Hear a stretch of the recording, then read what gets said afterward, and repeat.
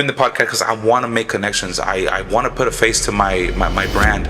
I can give you a Lamborghini for free, but you won't value it. Yeah. People will always value for what they pay for. Get back into first gear and just like keep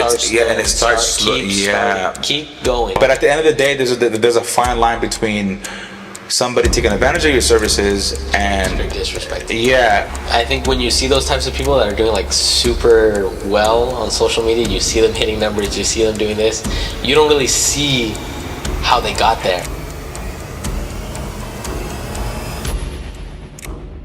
Why do you think most creatives like just don't want to make content, especially like in the service industry? I see that a lot, and it grinds my fucking gears. It's like, you do know that you don't have a business problem. You have an awareness problem. Yeah. Like, yeah, for sure. I agree with that 100%. I know a lot of business owners or people just in service and like that. They don't want to put the effort into like putting their face out there, right? Which is understandable. Maybe they want to keep it low key or they got something else going on. But honestly, I feel like every business should be on social media because the potential there that it's so untapped. Dude, and it's crazy because I recently learned that the biggest price we pay in business is ignorance. Like it's astounding how much money you could be making if you just take a step back and actually try to learn the craft. And it just literally starts off by taking the first step. I'm not saying your first video has to be like this Mr. Beast video. Yeah. You know, and I think that's why a lot of people get discouraged because they see like they start comparing themselves. Mm-hmm. Like, has there ever been a time for you, in your journey? Like, has there ever been a time for you where you felt like you were comparing yourself too much to like other creators and stuff like that? Do you still do it sometimes? Mm-hmm. So for sure, I feel like I've kind of loosened up now. Awesome. I really don't kind of care towards comparing myself towards other big creators.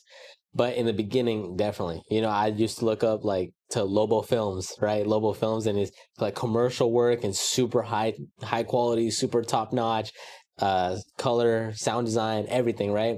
Like I used to look up to them, but it'd be to a point where I'm like, fuck, I'll never be that big, you know? And it's crazy because like at the end of the day, it's okay if you're never quote unquote that big, because at the end of the day you're not meant to be for everybody anyways.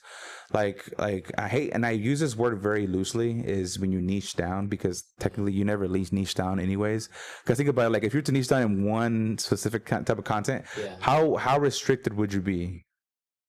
A little bit. I feel like if you don't know what to do and you niche down, that I feel like you get really stuck in this like box, right? Right. But that being said, you niche down, I feel like you can focus on a stronger audience and get more clientele in, because that you're speaking to a specific person at that point, you know? And I think with like AI tools and all that, I feel like you could have endless ideas if you do niche down. But when you're first starting out, just try and stay wide, cast that net, catch whoever you can. But honestly, it's all in the consistency. Right, yeah. And you know, I'm one to say consistency when I'm fucking not posting a lot. But you know what? I do manage a lot of people's. I was about to say that. Yeah, I was about to say that. And it's crazy because like I myself, I'm going through this season where like I definitely feel like I've learned that people are doing a lot more with a lot less. Yeah.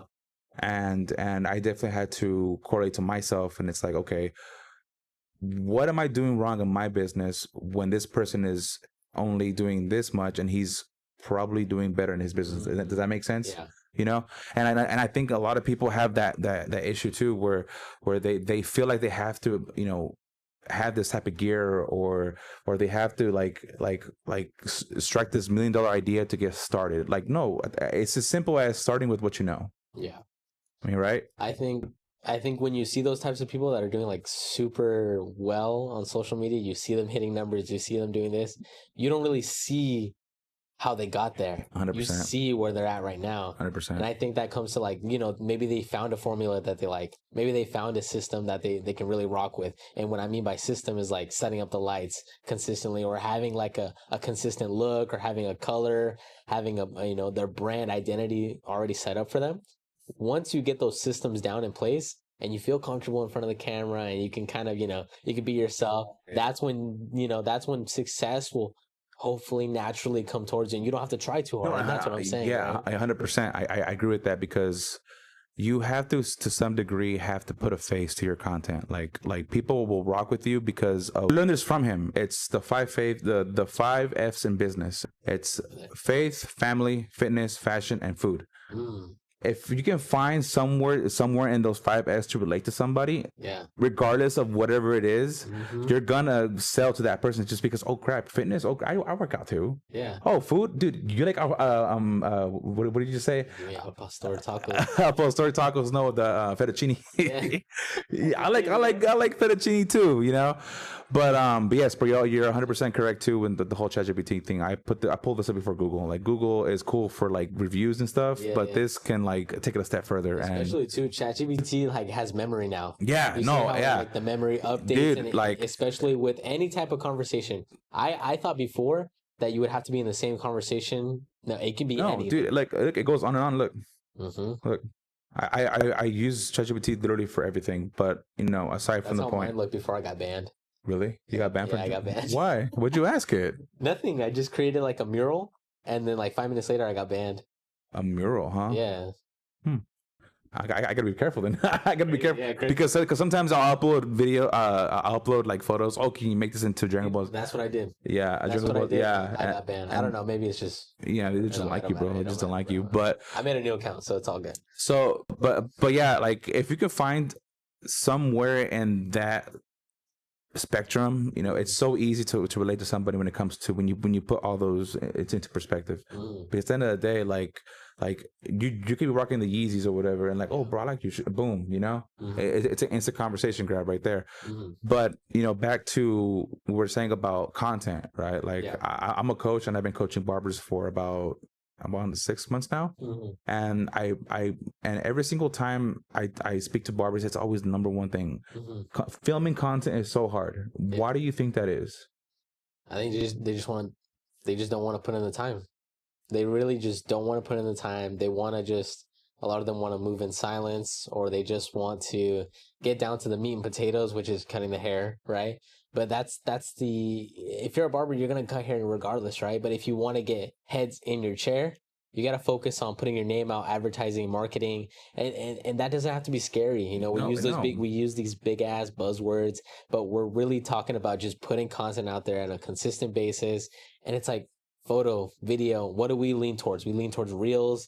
We lean towards focusing on good hooks. We lean towards good cover images, and that's getting into like the actual meat and potatoes of it. Right. But for right now, just focus on getting quality content out there. Yeah, and it could be as simple as getting hair falling off. Like think of it as a satisfying clip. Like you have to think, especially for barbers, if you're a barber listening to this, you have to think of hair as hair falling off or satisfying clips, because at the end of the day, to the average consumer, cutting hair is boring. Like you don't cut hair. Do you find cutting hair like fun? Nah, but when I hear a slick razor coming down with that little ASMR, you see what I'm saying? Like that right there is what I call a visual hook. There and back to back building off of what you were saying about how we were going off hooks and stuff like that. I definitely think that people have it mixed up where it's like, oh, we can't have like we can't just shoot a video and not say anything. Yes, you can do that too. You don't have to do a voiceover for every little thing, you know. And that's one of the things I've learned is sometimes the simplest clips will produce the most results. You know, for sure. Like I think there's like 3 types of contents that like barbers could make right now that are super easy. Like number 1 is like satisfying ASMR clips, right? That's number 1. That's the easiest one to do, right? Number 2 is stories. A little bit harder, but you need to build that story up. Right. You know, why is the client coming in? What's the purpose? What are you solving? Right? Because that's a story right there. All in its own, yeah. And then number 3, I don't know. I just said 3 because it sounds good. And see that text hook? That's text hook. Text hook content. Text hook is what I'm doing right now, and it works great for me. But you see how you perked up when I said 3 tips to help barbers start out? That's a text hook. So text hook is a huge thing right now, and a lot of barbers aren't taking advantage of it. Like when I say text hook, like don't just put, oh, he wanted a mid fade or whatever, or a mid, or me doing it. Like don't like, think of it as almost controversial as possible. Yeah, I like a lot of like POVs, right? Like POV, come do this with me. POV, come do that, whatever. That's cool. But then for you, it's like POV. He asked for a completely bald today, and then you cut to like a clean ass taper. Or like one of the things that really worked for me recently, that this video got, I want to say 20 million, no, 5 million views in less than a week. And it was so simple. It was just me shaving my clients sideburn off. Mm-hmm. I added a little bit extra like stuff to it. Like I did fibers, and I did like I set up the shot pretty much. And it was just one simple clip of 5.8 million views, like crazy, like, and it was just literally one clip, and that's how simple shooting content can be, in my opinion. Yeah, honestly, and then it comes to like, well, what camera do I shoot it on? Bro, it doesn't matter. It doesn't matter. Gear does not matter, bro. Everything that I've been doing right now for like other clients and stuff like that, a lot of our best videos is on our freaking iPhones. Yeah, a lot of my iPhones. So don't ever say like, I can't make content, I can't do this, it's too hard. Just whip out your phone, dude. Like a lot of people are gonna be shocked when I say this. Most of my videos that did very well were shot on my iPhone. Yeah, I know. We're shot on my iPhone. That's the crazy thing about it. Oh, fire! But it's so frustrating to us because we're gearheads. Yeah. Like I would love to shoot on my mirrorless every single time, but I find it very tedious to set up for stuff like that. I mean, I'll do it because I'll take it a step further if I have to, because no one's shooting on a mirrorless, bro. It's hard. Yeah. Well, it's not hard. It's just extra. It's just an extra step that you have to take. Like when you do shoot on mirrorless, if your lighting looks bad, the footage is gonna look shit. It's gonna look crap, yeah. Like opposed to like lighting is way more important than your camera. You know what I'm saying? Because you want to make sure you get the most amount of light into your shot and shape it in a good way, and then at that point, just shoot on your phone. Yeah, because the phone is more efficient, right? It's pretty much gonna do all the heavy lifting for you. It's gonna color grade it. It's gonna do all the good stuff for you. It's all easy. And always shoot in 4K, just in case you need to punch in. That's the only time you should only ever shoot it 4K is if you're ever gonna punch in. Yeah. Which is a lot. A lot of the time. Always shoot 4K. I mean, I get it. A quick way around that, if you're like suffering with storage, is I would get the most iCloud storage possible that's out there. Yeah, I pay for the 12 terabyte and I'm already halfway full. Dude, that's crazy to me. Like it's what, $30 a month, I think, for 12 terabytes. I think I pay for the 2 terabytes, but I'm still good. Like I'm already 5 terabytes in, but I'm already fucking sweating. Like I'm already sweating because I'm like, oh my god, I gotta go into my. I'm honestly thinking about deleting old content and letting stuff go. But like you're also a content creator too. Yeah. How do you feel about like deleting old stuff? Like, oh, I'm fine with that. Okay. So here's what I do.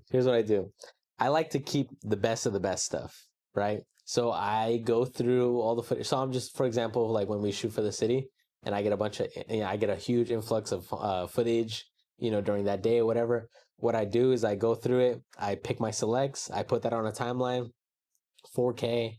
At this point, we don't do no color grading. Everything looks good out of the camera. And I'll export that as a 4K export.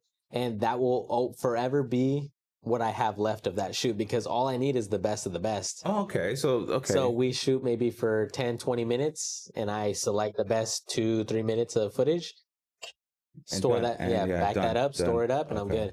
And if we ever need to just, we need to make a video out of it, just grab the best of the best footage. All of our stuff is like 30, 45 seconds long for social media. And I mean, you don't need more than that. You don't need more than that. You don't need. I mean, I guess if it's like if you need more than the longest you should ever go is a minute. Yeah. But only if the story if the story matches up with what you're trying to shoot, because 9 times out of 10, anything over 30 seconds, people aren't going to stay for the full thing. Yeah.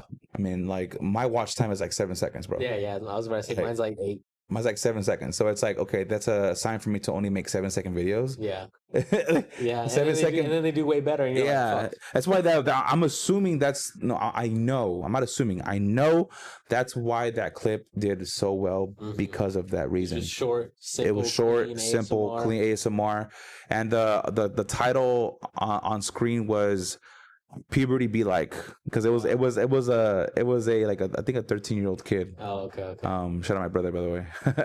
it was my little brother. Pause. 13 No, I'm just kidding. Yeah. So he started getting like hair. I'm like, I'm gonna shave this, and he's like, oh, cool. So I did it, and dude, I didn't look back.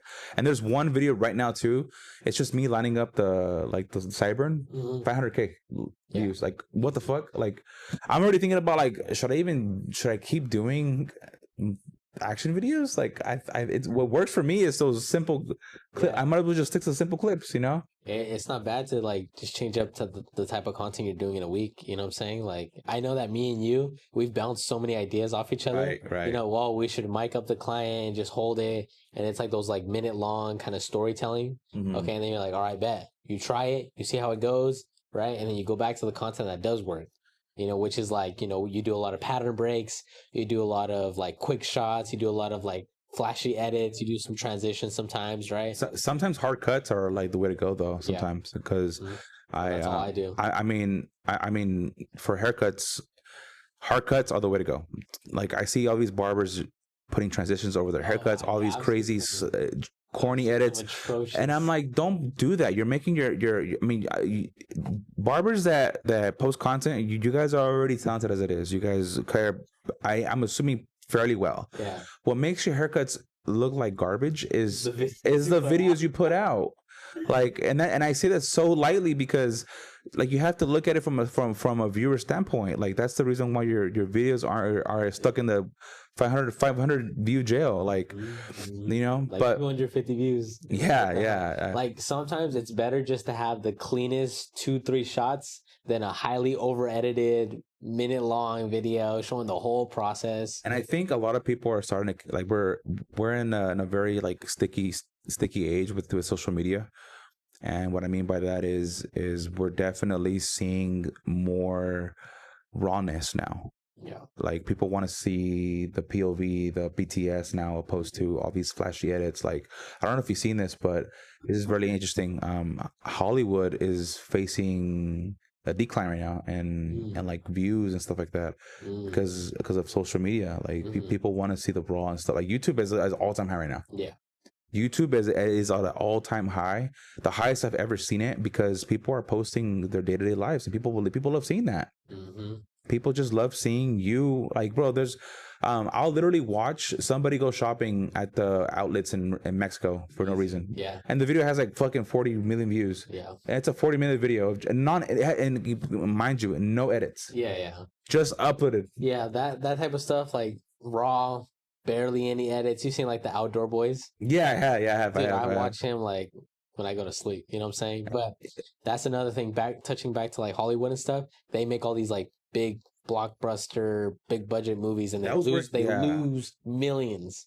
Millions, right? Dude. And then that's why like studios like A24 is killing it. Or Blumhouse. Blumhouse, A24. They're making bangers and like the 10 million, which is like, it sounds like a lot, and then you look at a Marvel movie that's like 100 million. Yeah, because there's no the next time you guys watch an A24 movie, just look at how it's made. Yeah. It's not flashy at all. It's just quality stuff. Like back in the day when we didn't have no CGI and stuff like that, a lot of the stuff was like animatronics or like costumes, stuff like that. People can take their time. I think now we're going back to that, especially with A24 and Blumhouse, like with the horror scene. They're putting like the love into it. Which I do love seeing, and that can translate into your content.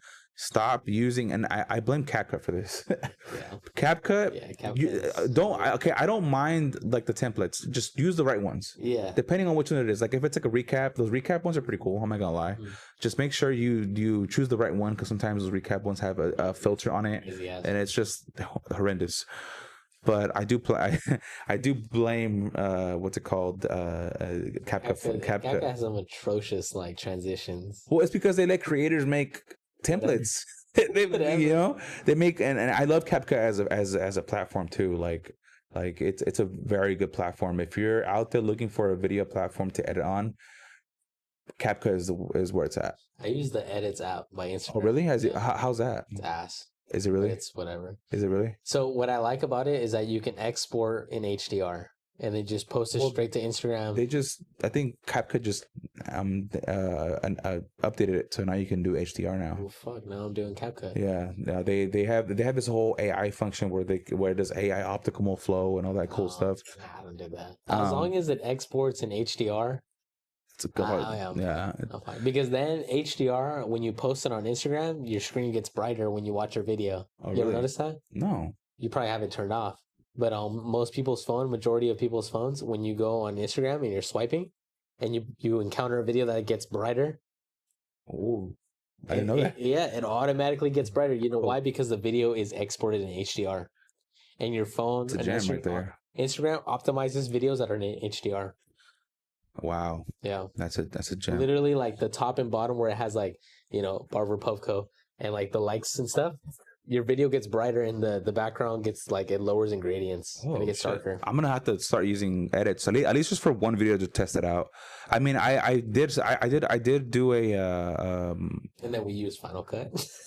Well, Final Cut, I use Final Cut only for my camera footage. I don't use Final Cut for my phone footage. I all my phone footage I edit it all on my phone. Like sometimes I'll even I won't even use an editing app and I'll just import the video clips into Instagram, and Instagram has a little basic video shit before you upload. I'll do that. Okay. So another feature that I like using from Instagram is the scheduling feature. Oh yeah. Yeah, I've been scheduling my posts out lately, and it's been a godsend because I need to stop scrolling. Yeah. So I recently picked up this thing called Brick. I don't know if you've seen the ads for it. Brick? Yeah, it's called Brick. What's that? So it's essentially a digital key for your phone. And it locks your certain apps, so you can't bypass it without having the brick around. Interesting. So my iPhone 15 is a workhorse only, and it's bricked. It's bricked. I can't use Instagram. I can't use Snapchat. Nothing. The only one that I can use all my social media platforms on are on my iPhone 14. And I try to put that phone as far away from me as possible. Keep it far away. I'll put that shit on my trunk, bro. Because if I don't. I'll be scrolling while I'm driving, bro. That's not, dude. I have a family. I have to get home safe, bro. And you're cutting hair. That's one of the things that I am not ashamed to say, and I know I have a problem. Is I doom scroll, and that's when. And it's been a week since I got Brick, and I've gotten better because ever since I got Brick, the podcast happened. Oh. Yeah, the podcast happened. I started getting more engaging on social media the right way. I'm experiencing less dopamine fatigue. Yeah, which is pretty cool. Less anxiety, less. Interesting how that happens, or because you're more productive. Like, and that's like, well, crap, I can't use my phone, so I might as well get something done. And me, I'm the type of person that I always have to be doing something because I'm OCD. Like, I have to be doing something. Yeah. Because if not, like, I'll go crazy, bro. Like, yeah. So my next question is, how do you balance your work life and your personal life? Because for me, that I'm running the podcast, I'm running the coaching business, the shop, my barber business, plus I have 2 kids. So you asked the wrong person that question. Why? Because my work-life balance is it really? Yeah, it's bad. Well, I mean, you have a girlfriend, so how do you like see her?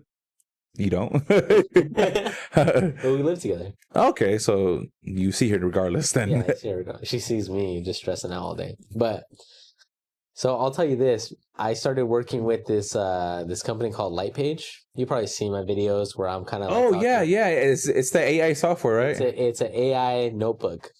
That's right. Cool. But what's cool about it, it's kind of like ChatGPT. It has memory, right? But the way that this app responds to you, it's better than ChatGPT. It feels different. It feels like it's like a life coach, like a personal coach. I'm gonna download it. It's cool. Yeah, it's pretty sick. So what I had to do is I told it that I'm like super on the edge. I'm always editing, and when people invite me out, I don't go out there. And it noticed that I have an unhealthy obsession with working. Right? That's me too. And that's crazy because I know that, but I don't actively change it. You know what I'm saying? I'm just like, I'm just going to need to get some work done. I had it set. I made it set timers for me. So it like buzzes really loud and it tells me like, you need to chill. You need to get stuff done. When I try and argue with it, Like, I actually really need to do this. I got deadlines. It was like, well, the work will be done the next day.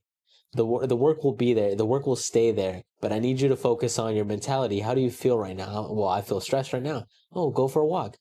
You know what I'm saying? But the way I'm telling you is very basic. But the way I interact with it, it feels very naturalistic. It feels like someone that cares for me. It feels like a person almost. Yeah, it feels like a real person that actually cares about my health more than I care about my own health. It's wild because like I will do that with ChatGPT. Like, I'll tell it my problems and stuff like that, and they'll give me reasons why and stuff like that. Yeah, so but ChatGPT is so like doctorish with it. Oh well, here's the pros and cons of working. Is it really? Okay. Yeah, for me, I mean, for you, it's probably different. You probably have different memories updated on it. Yeah. But for me, it tells me like pros and cons if I keep working past what I need to do and I feel stressed, whatever. This one understands because I like I said, it's a notebook. So I tell it what's going on, how I feel, everything like that. And it'll really care for me more than I care for myself. Interesting. You know what I'm saying? I'm gonna check that out. And today's sponsor, right? Crazy. And today's sponsor. But that's what I've been doing to try and increase my work-life balance because before that, I would work a lot. Okay, so your problem isn't social media and doom scrolling. Your problem is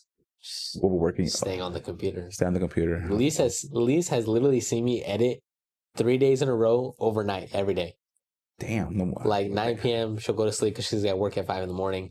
She'll wake up for work and I'm still editing. Damn, bro. That right there is dedication, and not a lot of people like understand how editing works, and editing, it can be a pain in the ass. Like, I edit too, but not to the degree that you do.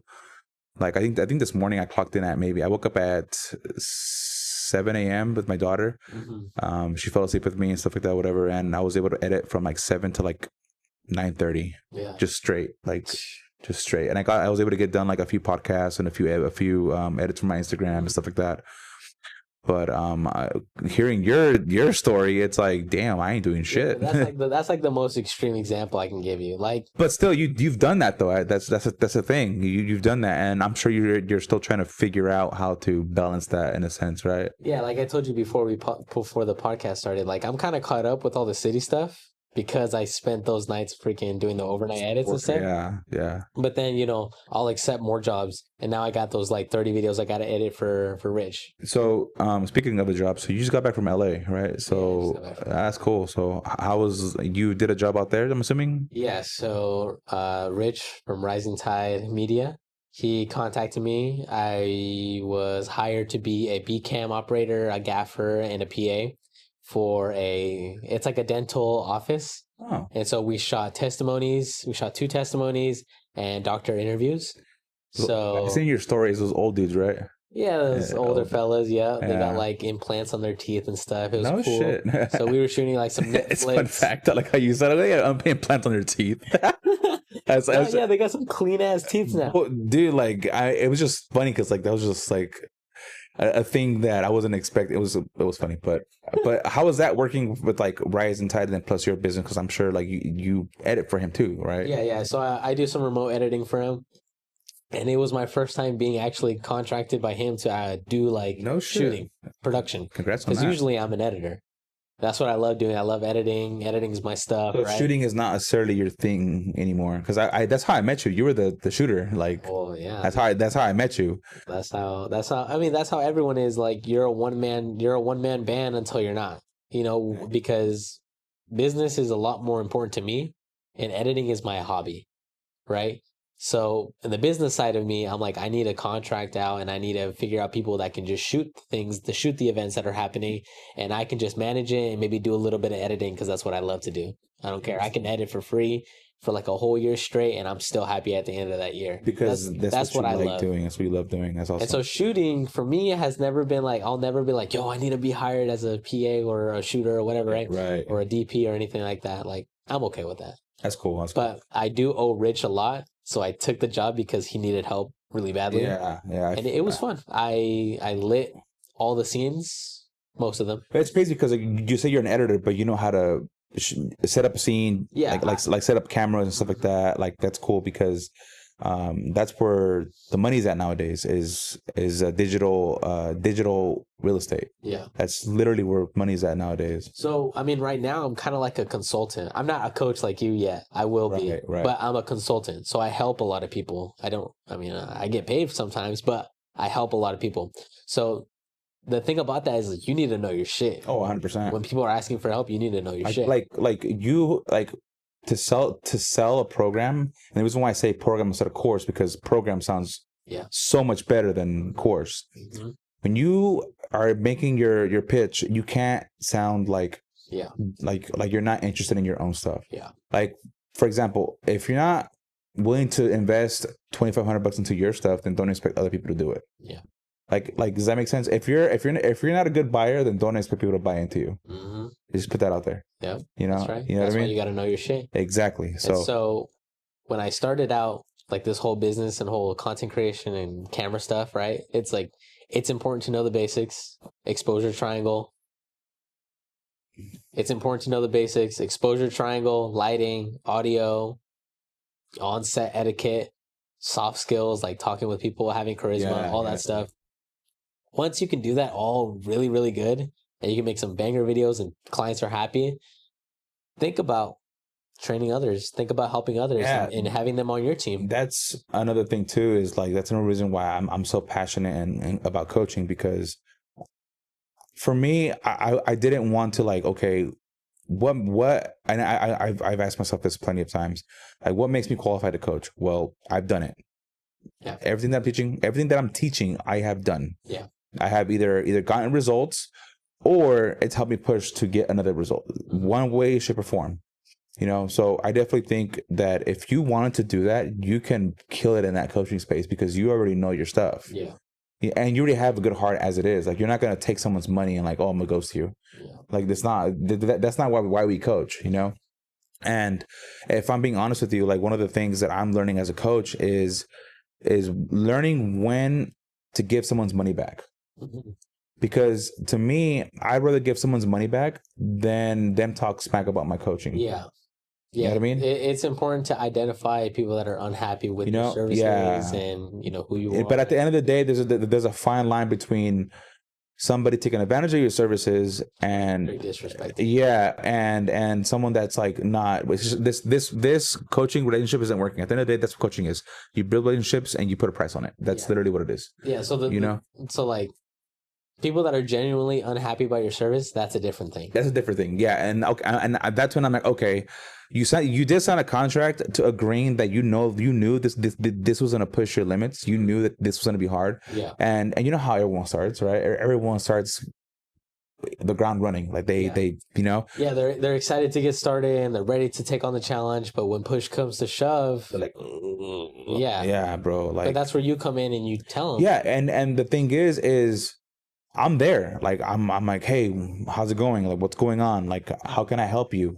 And it makes me feel like I'm a shitty coach because I'm not getting no responses back. And it's like, but then I recently tapped in with one of my students and he was explaining to me of how much shame he felt because he wasn't doing the work. And he knew he wasn't doing the work. But I'm like, bro, how was I supposed to know if you're not telling me? Like, you know what I mean? Like, it's a two-way street here. You didn't sign up with me for me to chase you down. Yeah, that's not why we're doing this. I'm helping you to achieve what you see tangible, right? You know, I might not have like a similar experience to you, but I bought a camera for one of my trainees, right? And someone that I'm consulting and helping out and trying to like help them build their skills to get into the film industry. And for them, like, I don't want them to feel indebted to me, but I do checkups with them. I make sure he's moving in the right direction. I make sure that he's, applying the skills that he needs to do to get into the right role. Yeah. Right.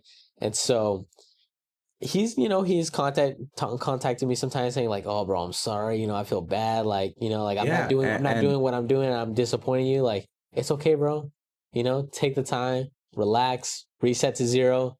Get back into first gear and just like keep going. So and full circle on this, and it goes back to what we were saying earlier. Consistency will always beat the person that has the most talent. Yeah. Because that person that has the most talent probably isn't consistent, and that's probably one of his problems. Yeah. You know, and it's one of the things that I'm facing right now at being a coach, and this is almost my first year being in the coaching industry, and it's really interesting because it's 100% different. It's a service industry still, yeah. But this part of the service industry is something that I've never dealt with before. Like I have to be more hands on. Yeah. I have to be more like understanding and more compassion. Like I'm already a compassionate person. You know that about me. Yeah. I'm already a compassionate person as it is. Like if you come to me and say, hey, like this isn't working out. There's something we can work on. I'm like, well, there is, but there's not at the same time because you knew signing the agreement that yeah, you know what I mean? Yeah. Like you at some point we all have to have someone to keep us accountable because I was kept accountable from a lot of my coaches. Yeah. And I never asked for refunds. Yeah. You know what I mean? I never asked for refunds because at the end of the day I knew that I remember you telling me your experience was cutthroat. Yeah, bro. It's my experience with certain coaches that were off the rip. You knew that okay, I think I should have gotten a refund from that guy. I think I should have gotten one. Yeah. But I'm like, you know what? No, because I did learn something from him at the end of the day. Mm-hmm. You know, and a lot of the times, especially in the coaching space, one thing that I've learned is a lot of people will always hit you with, well, that stuff that you're teaching is on YouTube. Okay, then, well, why haven't you done it? Yeah. Why, if it's free, if it's all the information, you're right. The information out there is out there on YouTube, but why haven't you done it? Because you're coming to me for clarity. That's really what you go there for. You go for someone to put you on the right path and accelerate your growth. That and people value for what they pay for. Yeah. Oh, yeah. Mm. Like you give someone something for free and they're gonna dude, I have a free community. No one takes advantage of it. Yeah. No one takes advantage of it. Maybe a handful of people will ask questions, and those are the ones that I know that are gonna be funneled into like the paid community, and then eventually funneled into the one-on-one. You know, but the thing is you pay attention when you pay. You pay attention. You pay to pay attention. Yeah. Because I recently invested into this program that was valued at $4,100.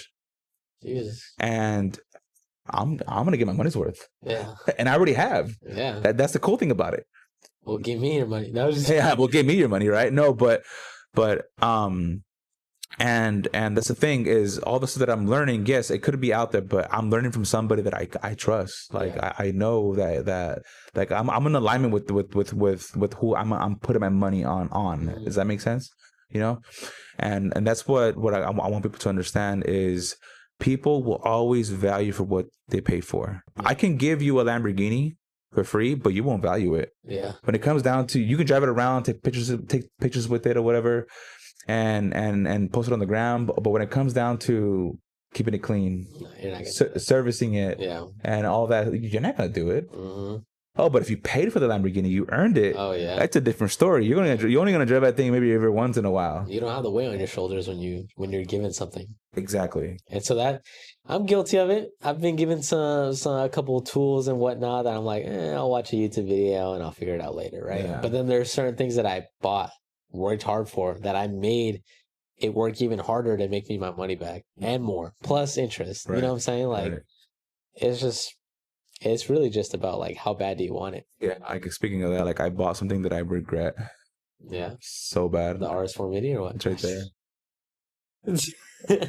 I regret it buying so bad. It's cool. Are you being serious? I regret it, bro. You don't like it? I just don't use it. You say you like it. I do. No, there's nothing wrong with it. This guy buys gear and he just fucking hates it. So there's nothing wrong with the RS4 Mini. It's just it's really cool. Like the AI features in it are really dope. I like it. It's just to set it up and then to do all the stuff on it, it's just. You said it was easier. It was easier. Yes, it is easier because you have all the knobs and stuff, and you can like adjust it and this and that. You're a knob. No, but you're a knob. I caught you off guard. But you know what I'm saying though. You know. Yeah. So if anybody needs RS Mini for the newest one, I'm selling it. It's pretty much brand new. I haven't. The other one too, the 3 that I gave you. That one that's the house I actually do use that one. It's weird. Wow. It's so weird. I actually use that one though. It's fucking weird. But yeah. If you need an RS4 Mini, let me know. I got you. And if you don't, well, whatever. But yeah, dude. Like what about the pocket? Huh? What about the pocket? I gave it back to my friend. I gave it back to him. It was just sitting there. He goes, "Have you been using it?" And I'm like, "No." What about the Instant 360? The same thing. I gave it back to him. Yeah, I gave it back to him. Look at that. We buy gear, we don't even use it, and all we use is our freaking like iPhones. And this is the thing. Like I almost bought into more gear for the podcast, and I thank God I didn't, because I already had more than I needed. Yeah. Like all I had to do was just buy another mic. Like your Rode mics would have been just good enough. Yeah, no, but I definitely want the experience, and then I definitely want a second interface for audio just in case. Like, I'm a gearhead, you know that, and I eventually want to have like a whole podcast room, and I'm eventually gonna have all that anyway. So, speaking of like wanting to buy more gear and stuff like that, when I was lighting up and gaffing all the shoots for Rich, a 300, an aperture 300 or aperture 300 is pretty fucking sick, dude. Yeah, I have two aperture 100s. I actually love lighting, bro. Yeah, lighting. But I don't even use it because we do social media and all we do is shoot outside. Yeah, so it's like. But it's cool though. I have two artists. I have two right here facing us, and then this one for the backlight. Yeah. So it's cool. It's cool. No. To light a space like this, these are cool, but. This fool had a huge, like, remember that big ass softbox I let you have? Yeah. Remember that? Yeah. We used that size. It was a little bit more wider. It wasn't longer. Like, you know how it extends really far? It was pretty thin, but it was huge. So the wraparound on the lighting space, dude, it looked like a Netflix movie. Oh shit. And I was like, so that quality of light is like actually the quality of lighting that we had there was made it, it was exponentially. You want to buy that light is expensive, I'm sure. There you go. He's gonna go buy more gear he doesn't need. Well, there you go. I don't need that. So don't tell me that. Stop it. No, this lantern's fire, dude. Yeah, I love it. It's just one of the things. I love it. One of the things I miss from my old studio is the high ceilings. Oh yeah, the high ceilings are fire. Yeah, I miss the high ceilings. But hey, we have to grow at some point, We learn. Yeah, but I feel like it's cooler if you can control the look of a smaller space. Yeah. So because there's less bounce for the light, and then on top of that for the podcast too, like there's less echo and stuff like that. Oh yeah. So. Sure. Otherwise, you would have had to put like a sound blanket behind everything. Yeah, and I've seen. I definitely and mark my words. I one day I will have my own like separate office for like editing and like administrative stuff. Yeah, and that's where I'm gonna have my podcast, my podcast, because setting this bitch up in between clients is a fucking pain in the ass. And yes, I am. Believe this or not, I do set up my podcast, my podcast in between clients. I do treat my guests as if they were paying me. They're not. He's not paying me shit. This right here is just for the brand. I want to have conversations. I want to connect with people. I want to network with people. This is the reason why I'm having the podcast, to meet new people. And dude, the amount of support I've been getting from the pod is freaking nuts. But I think I already, your episode 8, I have 2 more this week. And I'm hoping they don't cancel, and you'll be surprised who it is. And in total, I think I already have like 26 guests. Hey. Yeah, dude, 26 guests. That's insane. I have a handful that want to fly in just for the podcast. Oh, dude, that's badass. And then I have a handful that I'm gonna go down south to shoot. Oh, nice. Yeah, so that'll be a pain in the ass to set up. No, but so what's cool about this is that one of my 2 of them actually, they already have podcast setups already. Oh, that's so all I got to do is just take my camera and then my laptop, and that's it. And just to capture another set of and that's it. That's fire. You know what I mean? So so this is the reason why I'm doing the podcast, because I want to make connections. I want to put a face to my brand. I don't want people. I want people to stop looking at me and putting the story that they hear from somebody else and attaching that to me and thinking that's the facts. Yeah. Like you know what I mean? Yeah, I feel like since you do coaching, right? It's like all you've been posting is barber content, right? Mm-hmm. And I know you say you don't want to post more barber content or either. You don't want to post barber content forever. Is what you kind of mentioned to me before. So this is definitely in the right direction from what you want to do. Yeah, dude. Yeah. I applaud you, bro. Yeah. That's fucking fire, bro. Yeah, dude. Yeah. Like I'm gonna clip a bunch of a bunch of clips and just post. I've been doing that already. I don't know if you've seen a few of them. Yeah. So You got a bunch of headroom and everything. Yeah, it's gonna get better and better. Like my coach told me, just post what you have and don't overthink it. Like just I like the framing on this. You should have told me I would have wore pants too. No, I'm gonna zoom in on you. Don't worry about it. Zoom in on here. Yeah. But yeah, man. So this so the goal was 25 minutes per podcast. But if it goes longer, cool. I really honestly want to appreciate you coming by, and if you guys have any questions for him, you can find him at Imagine Way More on Instagram, TikTok. Yeah, TikTok, Imagine Way More. All my handles are the same. Okay, cool. I should change it to Barber Puffco, huh? Yeah, you should, bro. But thank you guys for coming in today. And one sec, bro, I'll be right with you. You're good. So I've been So yeah, so to wrap this up, thank you guys for watching episode 8. Episode 8 or 9. 8 or 9, one of the two. Thank you guys. I'm your host, Paco, and I'll see you guys on the next one. Toodaloo.